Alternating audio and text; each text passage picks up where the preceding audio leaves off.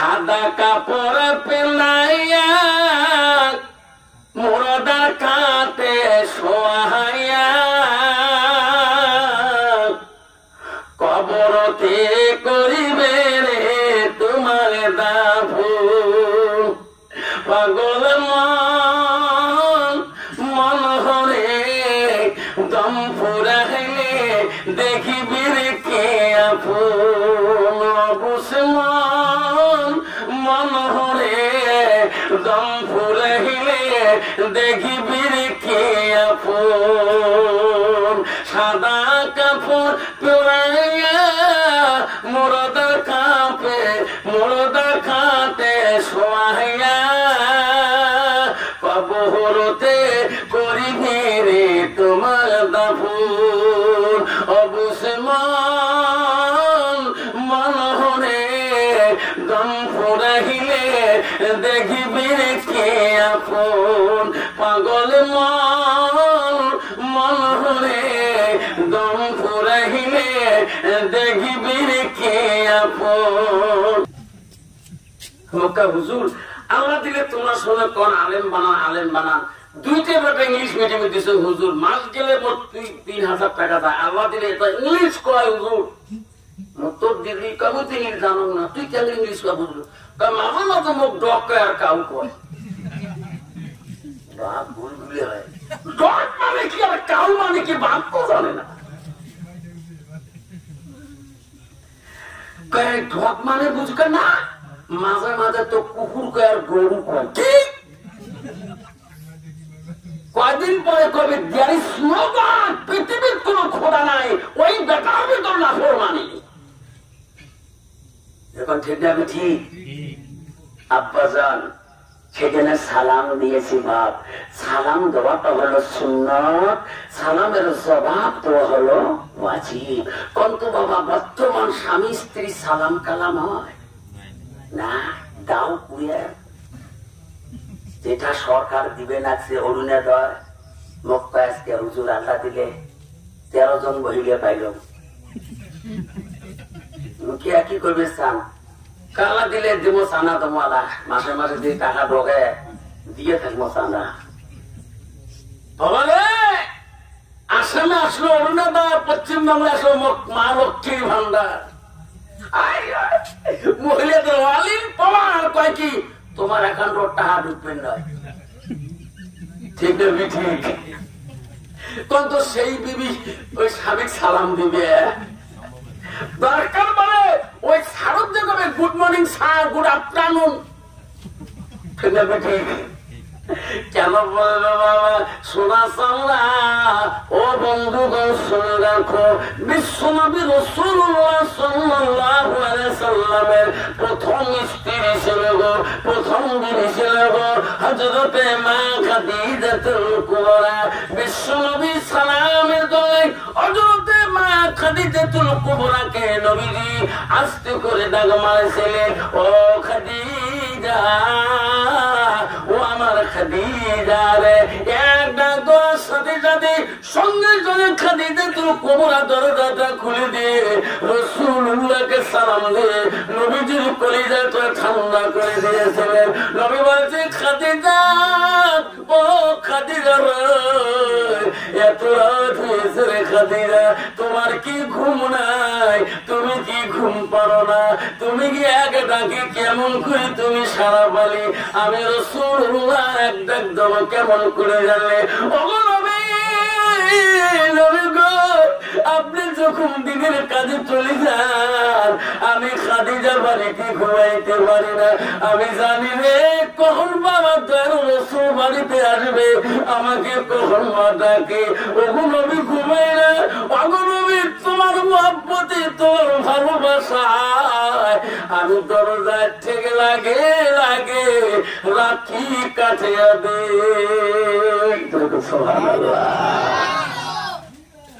নবী আপনার মহব্বতে রাখি আমার হয়ে যায়, কখন বা আমার নবী এসে আমাকে ডাক মারে। সুবহানাল্লাহ। ওগো নবী কোনদিন রাত্রি আমার এই দরজায় দাঁড়িয়ে দাঁড়িয়ে থাকে, এক চলে যায়। কত বাবা বর্তমান যুগের নারী দাঁড়িয়ে থাকবে, 9টার গাড়ি তুই 10টার আসি হালাগুলো থেকে তো বড় ঘর ঢুকতে দিবে না। মেজাজ গরম, মোটে গরম কেন?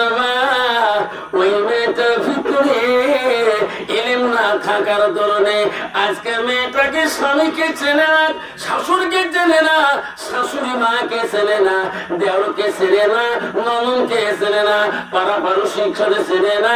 ও মা বোনেরা, ওই মেয়েটা যদি আল্লাহর কোরআন ভিতরে থাকতো, মানে যদি এই বৈকাল বেলা সকাল বেলা কোরআনটা পড়া শিখাইতো, ওই মৌলানাই বলতো মা তুমি কোরআন পড়েতে জানো না?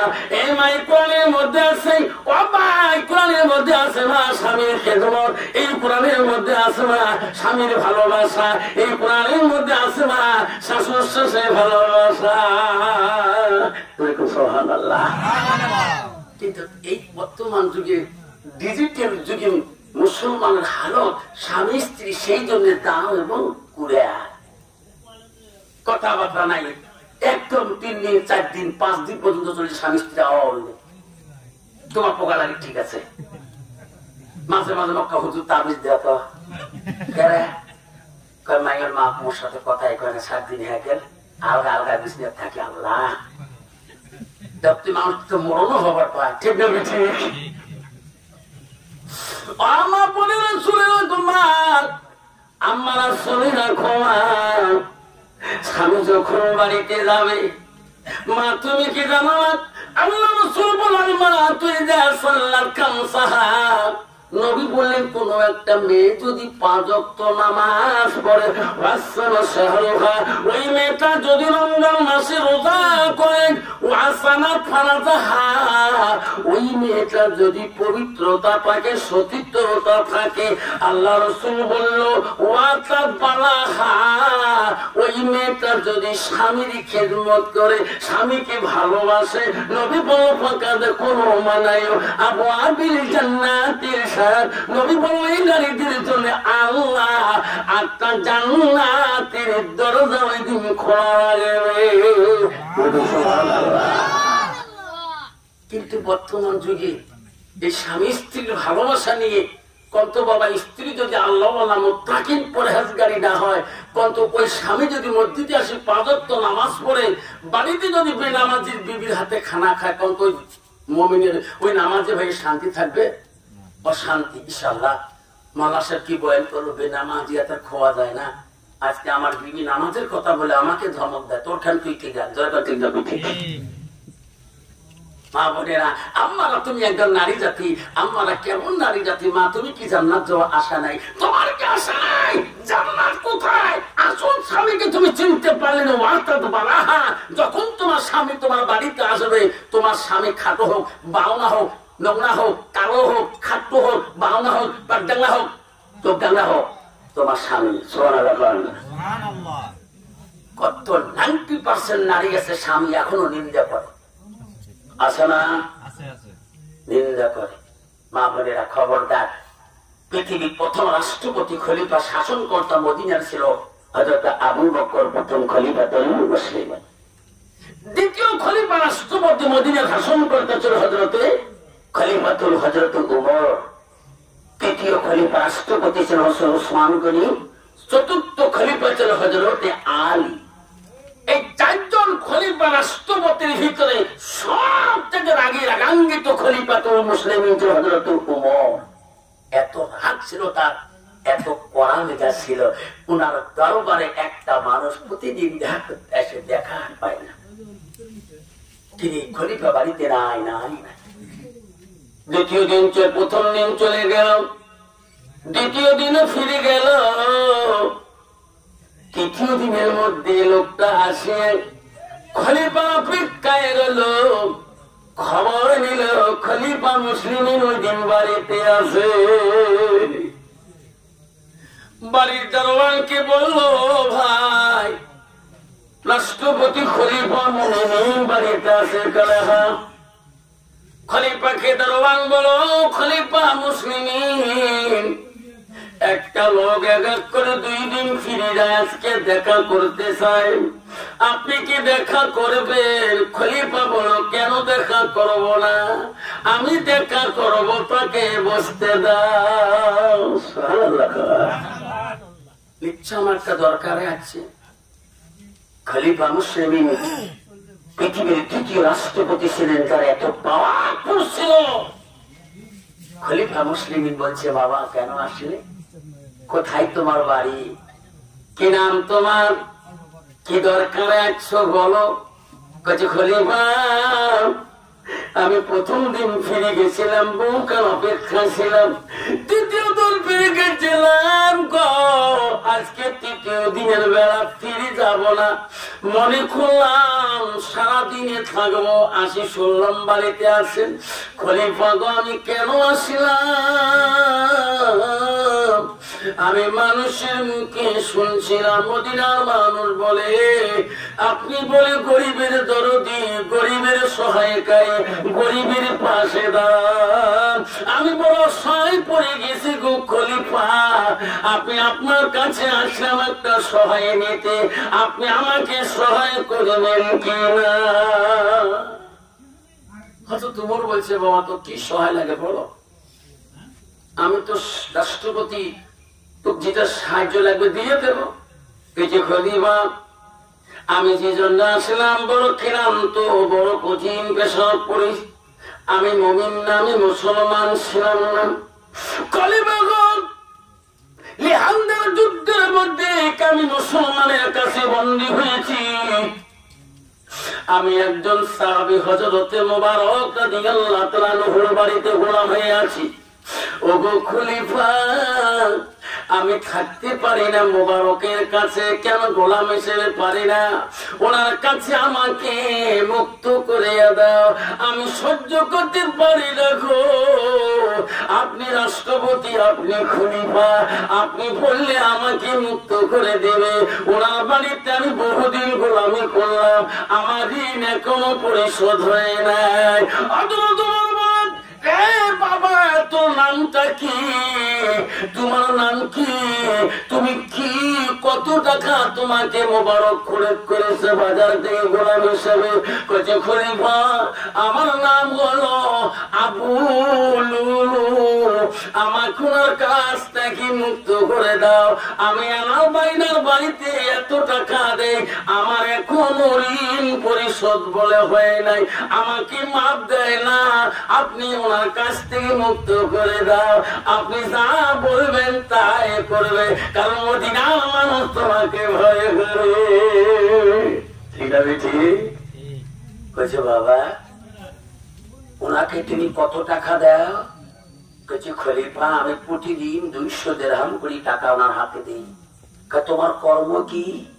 তুমি 200 দিরহাম টাকা কেমন করে উপার্জন করো?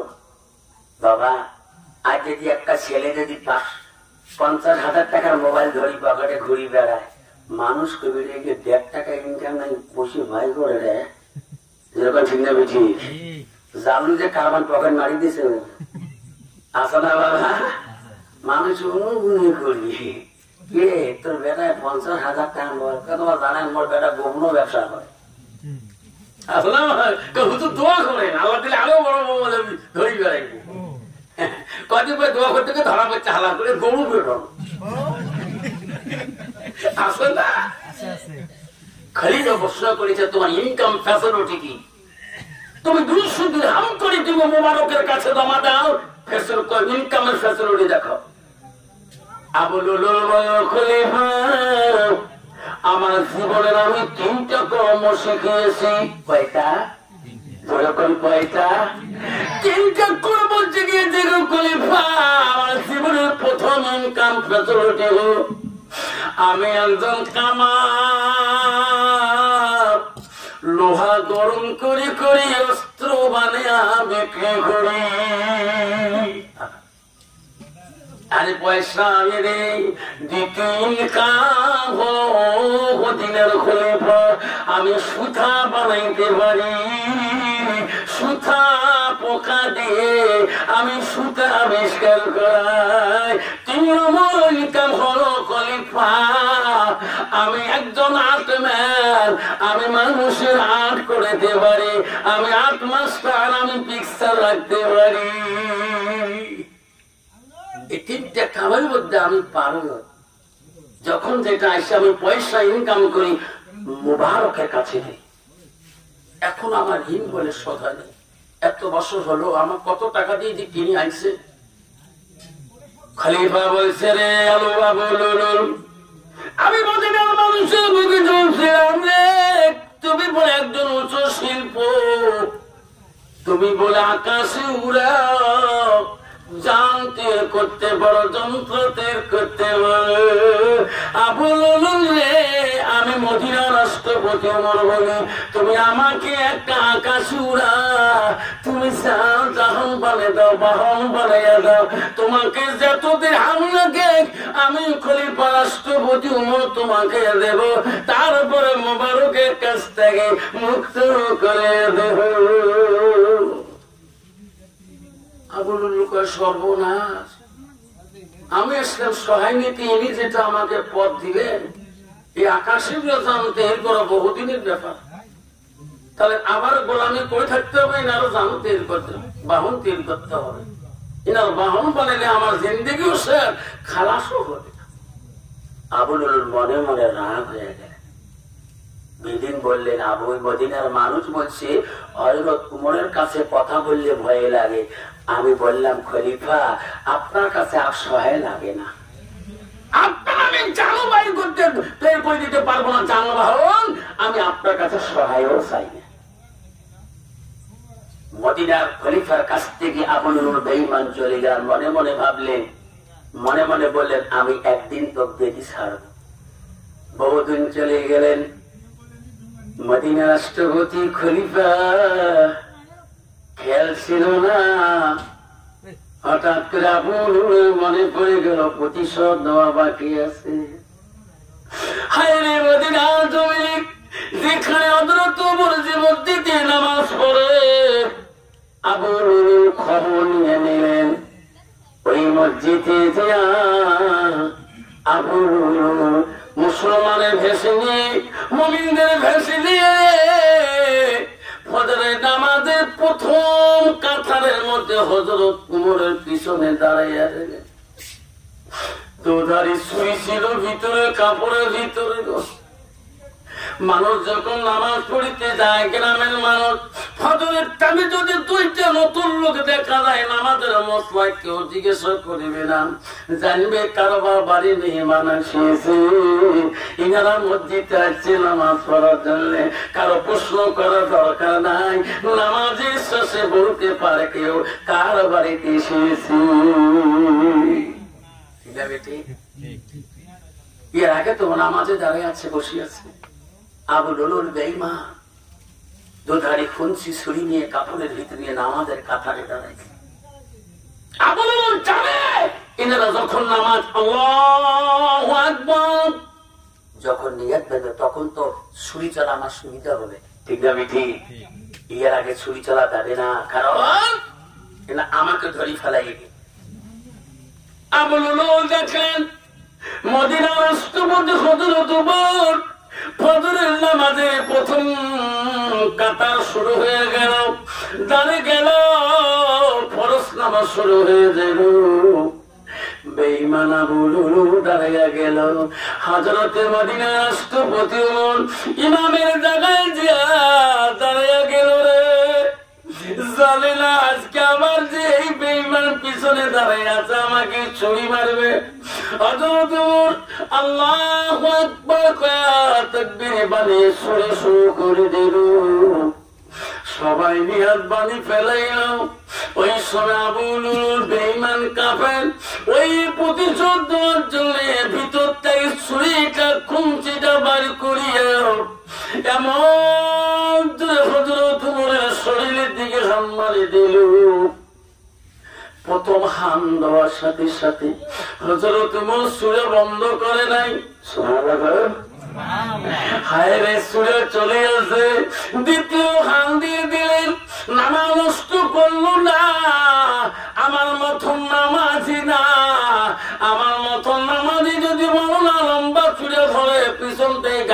জবাব দেয়, হুজুর কার গাচ্ছেন তারা ভিতকে যে মশা 3 বেল হাত ছাড়ি দেন তবু ফাতেহা ছুঁড়ে শেষ হয় না। আমার আগের মুন্সি ভাল 20 টাকার নামাজ পড়তে 10 মিনিটও লাগে না, যে অশান্তি পড়ি অশান্তি।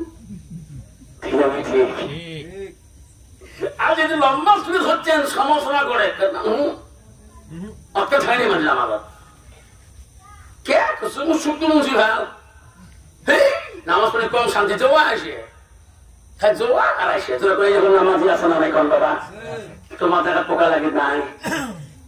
আল্লাহ কত নামাজি দেখো ডিজিটাল মার্কা নামাজি রে বাপ, তোমার দেখা নাই রে বাপ। শুক্রবারে লোট আমার মধ্যে শুক্রবারে পালা হয় বেরিয়েও টাকা দেওয়া না যায়। মুই মনে মনে কর এই 7 দিন কি না আল্লাহর সাথে কানেকশন করছি নাকি? শুক্রবারে জায়গা দিবে না ভাই আমার শুনবে, তোমার দিবেন কেমন জায়গায় দিবেন না ভাই কারো দেখি। আর ওই ওয়াক্ত আমার ওই 7 জন 8 জন 5 জন পারবে না, মানে আসি রাখতে। আর বাকি দিন ওরে বাবা রমজান মাসে তো কাতারে বাবা নয় শাখা কাতার লোক যে 15টা রোজা চলে গে আস্তে আস্তে কমে গে কমা শুরু করতে এলে হলো ডিজিটাল নামাজ। কত বাবা মনে মনে চিন্তা করে এলে বোঝা আল্লাহর সাথে কানেকশন হয় নাকি? আমার তো পাইব না। কত বাবা এইরকম নামাজের দ্বারা আল্লাহকে লাভ করা যাবে, আল্লাহ জান্নাতকে লাভ করা যাবে। আর কত মাহবুব আছে বাপ ডিজিটাল নামাজি আল্লাহ রাকাতে সালাতে স্বামীকে জ্বালাতে আল্লাহ আকবার। আল্লাহ কত ডিজিটাল নামাজি। আর বুঝন দেখছেন আফসর আল্লাহ কালকে আসিয়ে দিলে কথা পোকা লাগে সব কথা বাস করে দিছে। স্বামীর বলে খিদমত করা হয়, স্বামীর সাথে বলে মোলাকাত করা হয়, বললে কথা শুনলে মাথার মেমোরি খাম হয়ে যায়। 7 দিন আগে মুই যোগীন্দ্রের গান নিয়ে পাগল আর স্বামী বারে বারে ভাত খাবার ভাত চায় মুই লাস্টে ডাইরেক্ট ভাতের থালি ফেলে চলতে গেলে সেই থালি যে স্বামীর নাক নাগিয়ে গেছে বুঝি দোষ নাক ফাটি গেলে হুড়ুড়ি রক্ত পড়ে আসে না। কবু যা কাম করছো স্বামী তোমার গুঙ্গর কাহ কয় নাই পর্যন্ত কন্ত বাবা কারো বউ যদি ঢেলে নাক ফাটায় কোনদিন হালা গুলে চোখ করবে ভাই দাদারা বলবো নাক ফাটাই দিছে কেউ বললে কথা শুনি দিয়া সারাবার ঘুম করেন নাই। নামাজ পড়ি যখন পড়াও ফজর নামাজ পড়ি বসে আছো আমরা মসজিদ থেকে আসে সাথে দৌড়ি যায় হাত ধরল যা করছো করছো খাই ঢালাইছো নাক ফাটাইছো কাহ কর নাই আল্লাহ দেখছে তোমরা মাফ করে দিলে আল্লাহ মাফ করে দিবে যা মাফ করে দিব যা আল্লাহ মাফ করো। তো বুঝেই মাফ করছে না গামন ঝরঝরা হয়ে গেল। আল্লাহ আজকে চাইবের ভাত খান চাইবে বলে বারে বারে ভাত খান। বুঝা তুইও না গেছিস সবার বাড়ি নিজে তো মাসির বেটি বই নস তুই বলে ভাইসিকে বলে বুড়ি বিষয়ে তুই ফেলিতেছিস ভাইসি কাঁদি আসি মুখ করে তুই মাপ নিস নি মুই মাপ নেন মোর মাও মনে গেছে মোর বাবার কাছে মাপ নাই তারে বেটি মুন মোর মা কম রাখু আছিল মোর বাপের মোর মার ভয় মোর বাপ ভাড়া ঘুরে যায় নাই এত ভাই গেছে আছে না। মা যদি ভালো হয় মেয়ে ভালো হবে, মেয়ে যদি ভালো হয় রে মা ভালো হবে, মাস্টার যদি ভালো হয় ছাত্র ভালো হবে, ছাত্র যদি ভালো হয় রে মাস্টার ভালো হবে, ইডি যদি ভালো হয় ফার্মা ভালো হবে, ফার্মা যদি ভালো হয় রে ইট ভালো হবে।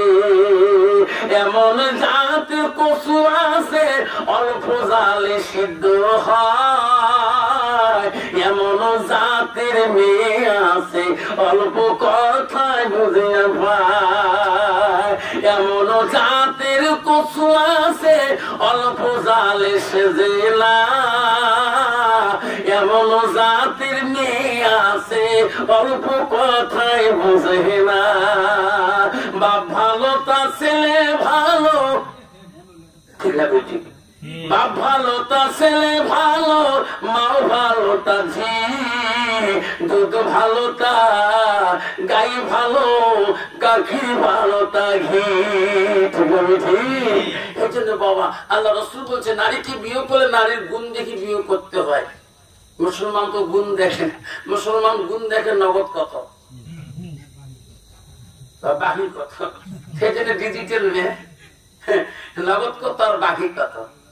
খলিফা মুসলিমিন যখন নামাজ এক রাকাত শেষ হয়ে গেল, আল্লাহু আকবার করে এমন ভাবে ছুরি মারি দিলেন, দ্বিতীয় রাকাত মদিনার রাষ্ট্রপতি আর দাঁড়াইতে পারে না।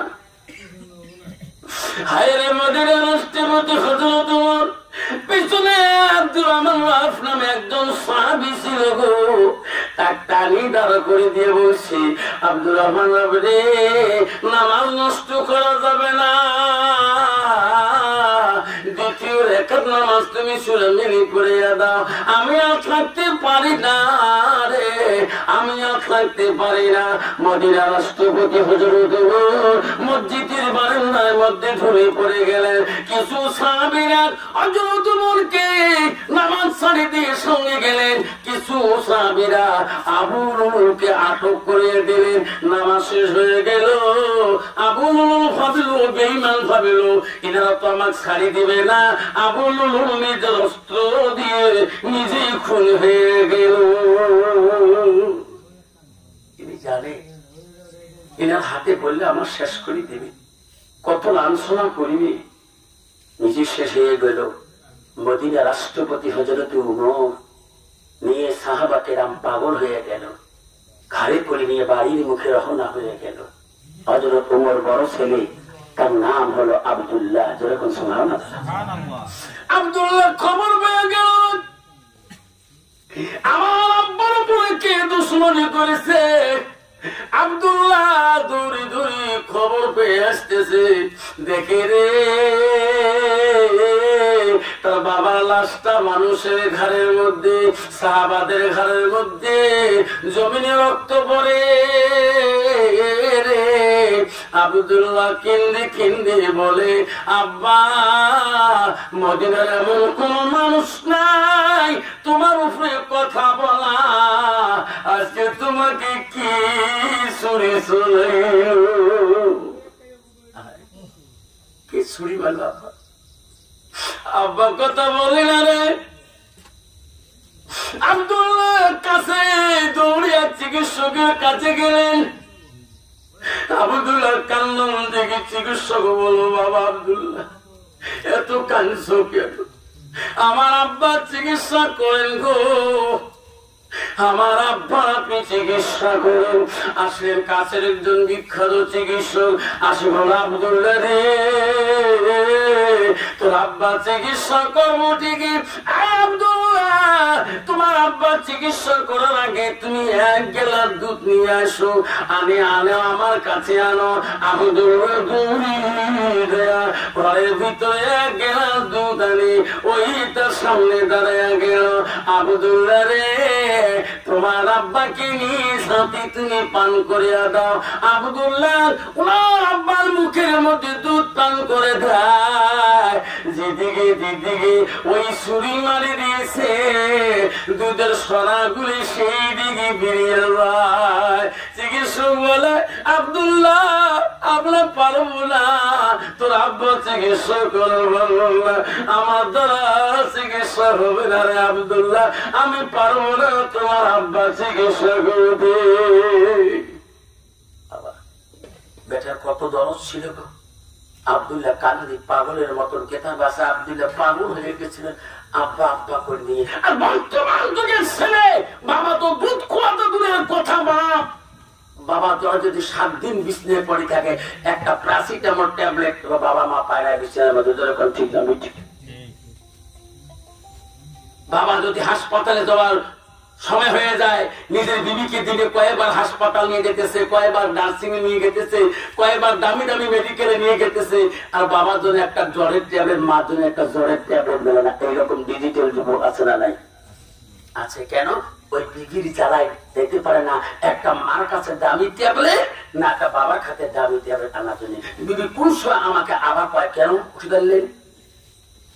কারণ বিবির যারা নারী হলো কান্ধানি নারী। বাবা একদল নারী আছে, বিবি বিবি তাও জ্বালায়, বাবার সাথে প্রাণ ভরে কথা বলতে পারে না, মার সাথে দুইটা ভালো মন্দ কথা বলতে পারে না। যদি বিবিটি আপনার ইমানদার মুত্তাকিন পরে হাজগাড়ি না হয়, যেরকম ঠিক না ঠিক।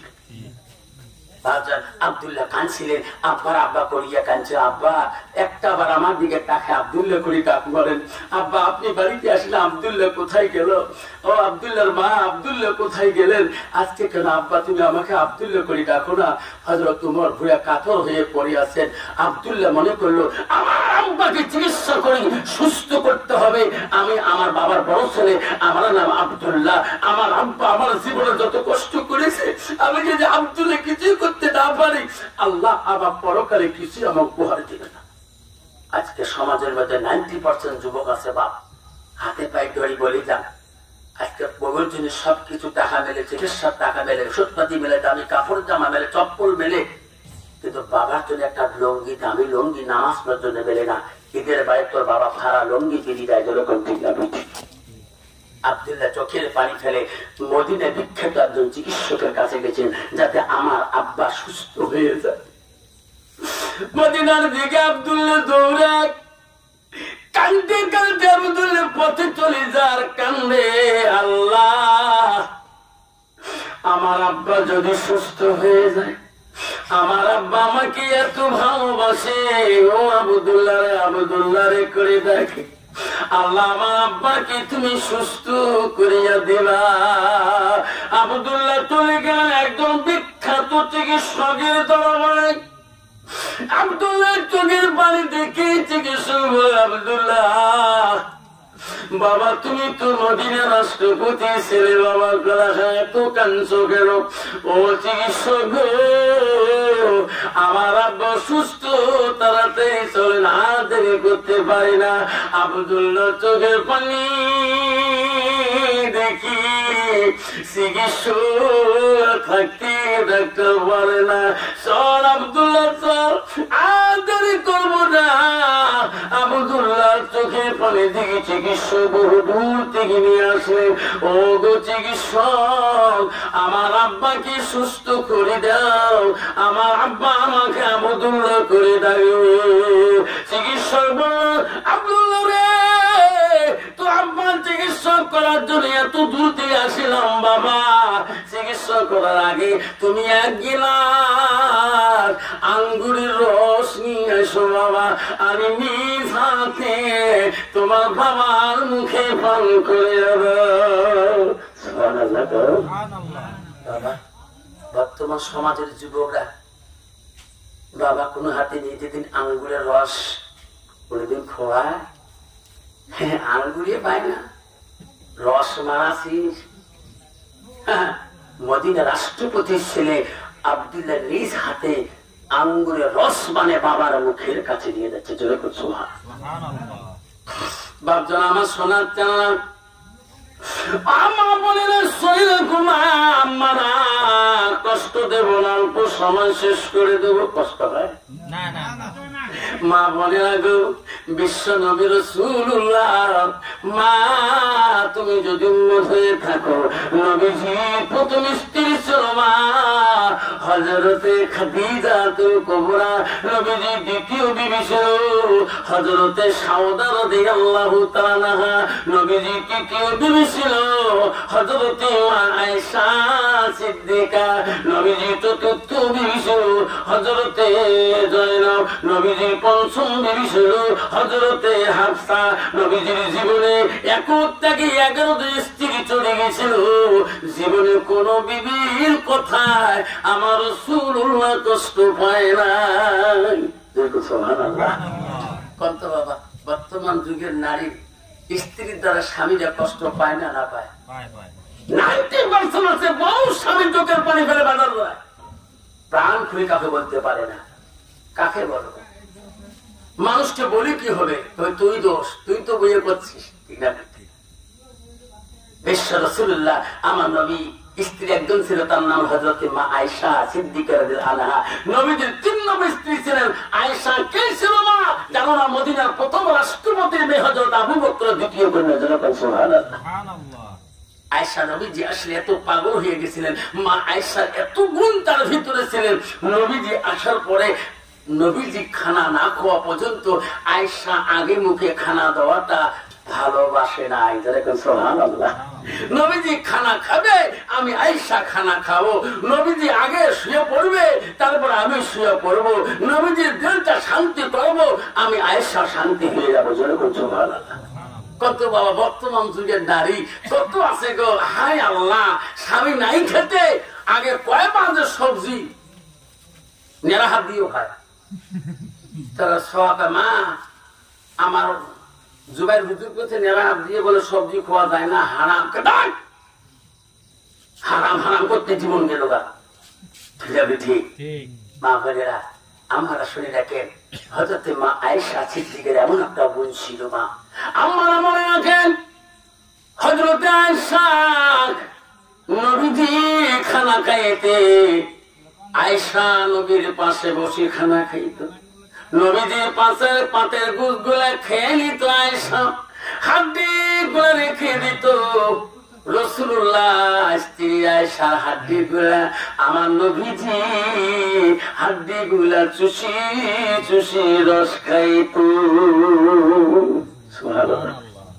আয়েশা পানি পান করতে ওই মসুকের মধ্যে আয়েশা যে ঠোঁট দিতে ঠোঁট লাগে পানি মুখে দিয়েছিল, আমার রাসূলুল্লাহ ওই দিকে ঠোঁট লাগে লাগে পানি মুখে দিয়েছিল।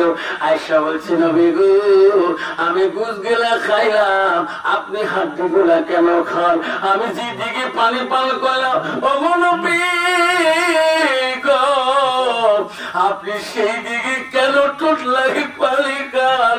আপনি বিশ্ব নবী গো। আমার নবী বলছে আয়েশা রে,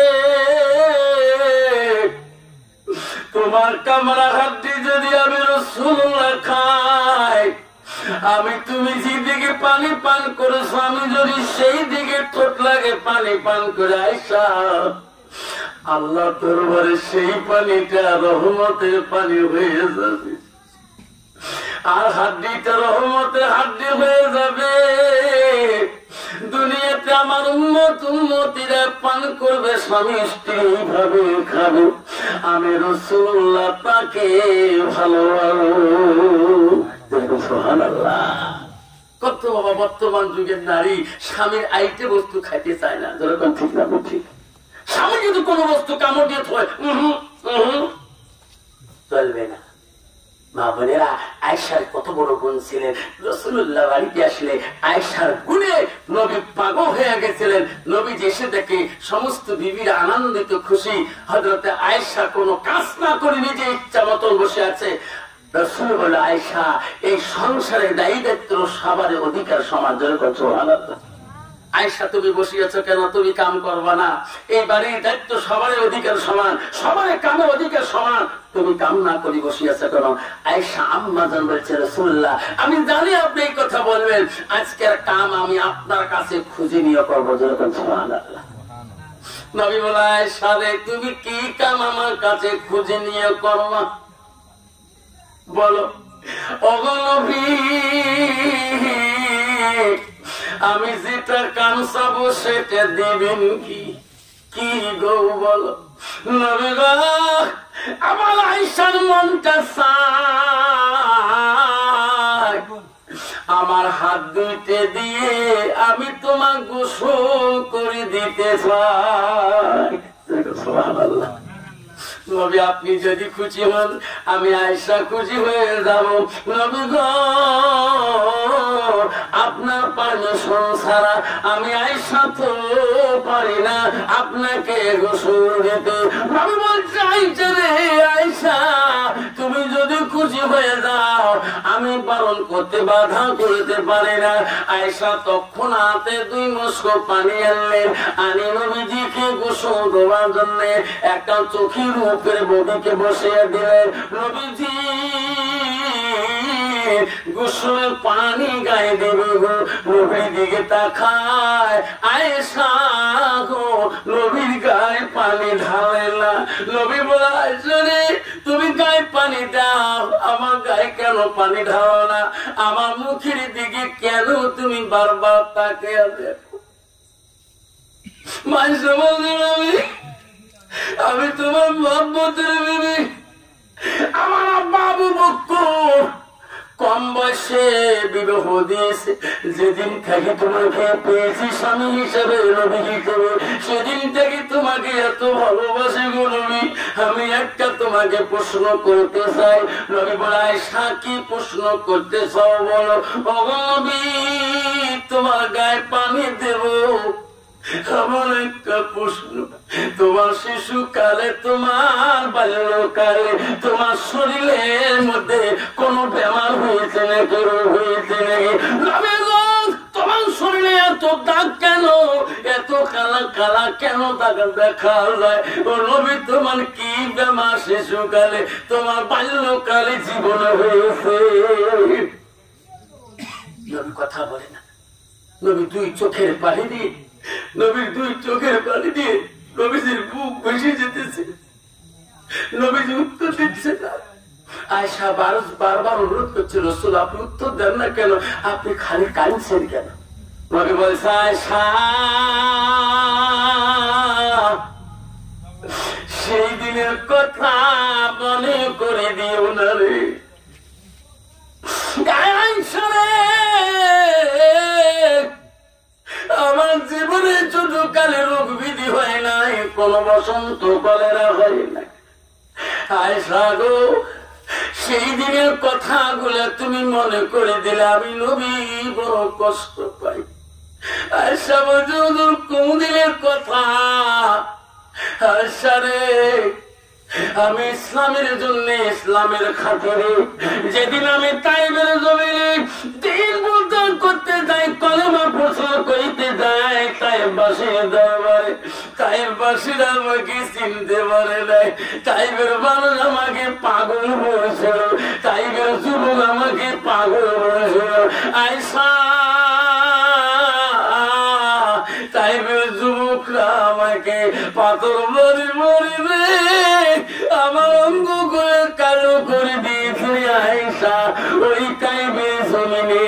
আয়েশা রে, সেই দিনের পাথরের বাড়িতে আমার সব অঙ্গটা রক্ত রক্ত রঙিন হয়ে গেছে। আয়েশা, সেই দিনে রক্ত রঙিন হয়ে আমার শরীরের মধ্যে আমার রক্ত রঙিন হয়ে গেছিল।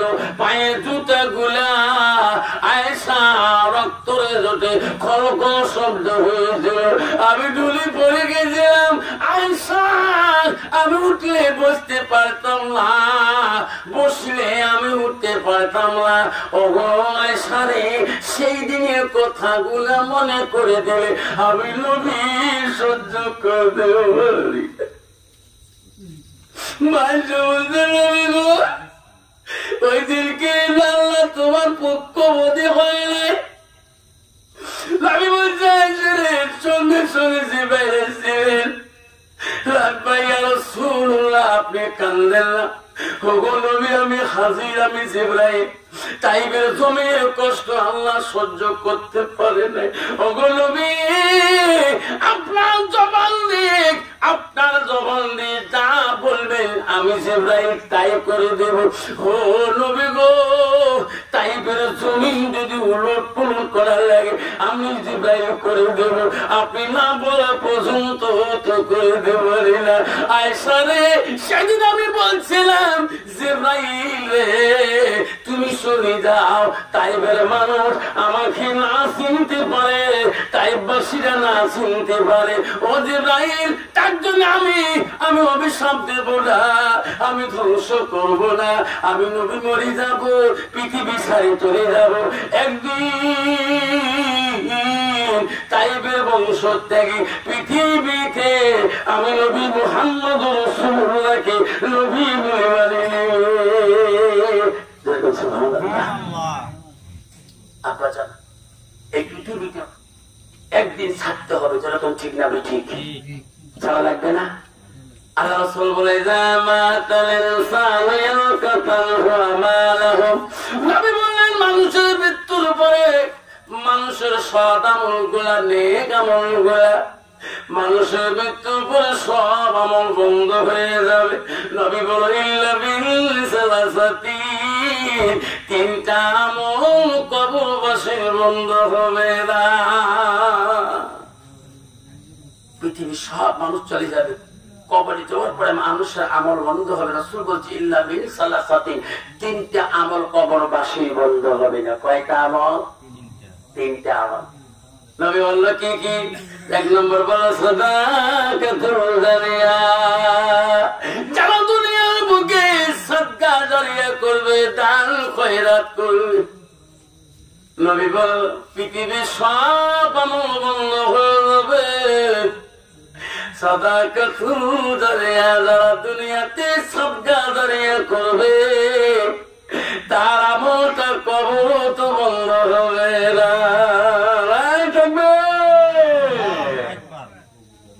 আজকে আমার মসজিদুল বাইতুল্লাহ, আজকে যেটা আল্লাহর ঘরের জন্য, আমরা কেউ যদি এই মসজিদের বারান্দা এই গেটটার জন্য নবীর প্রেমিক হয়ে যদি নবীর ভালোবাসা অন্তরে রাখি, যদি একটা বাবা যদি বলে হুজুর আমি 5,000 টাকা এই মসজিদের গেটের জন্য, আমি আমার মা বাবার নামে সাদকা হিসেবে আমি নবীর হাদিসকে মানি নিলাম, হুজুর আমি 5,000 টাকা আমি মসজিদের দরজার গেটের জন্য 5,000 টাকা আমি ওয়াদা করলাম,